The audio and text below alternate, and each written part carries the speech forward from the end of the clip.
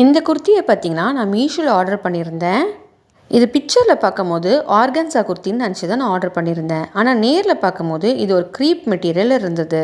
Neck area பார்த்திங்கன்னா collar neck கொடுத்துருந்தாங்க. காலரையுமே stitch பண்ணி வச்சுருக்காங்க, நம்மளுக்கு டிஸ்டர்பன்ஸ் இருக்கக்கூடாதுன்னு.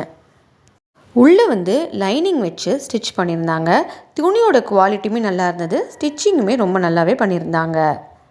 இது ஒரு அம்பர்லா டைப் குர்த்தி தான். சைடில் உங்களுக்கு ஸ்லிட்டு வராது, ஒரு ஏர்லைன் டைப் குர்த்தி மாதிரி தான் இருக்கும் பார்க்குறதுக்கு. நெக் ஏரியா வி ஷேப்பில் காலர்டு வச்சுருக்காங்க. பேக் நெக்குமே நல்ல க்ளோஸ்டாகவே கொடுத்துருக்காங்க.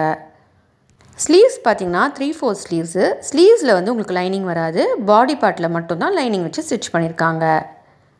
இந்த மல்டி கலர் குர்த்தியை நான் மீஷோவில் 380 ருபீஸ்க்கு தான் வாங்கியிருந்தேன்.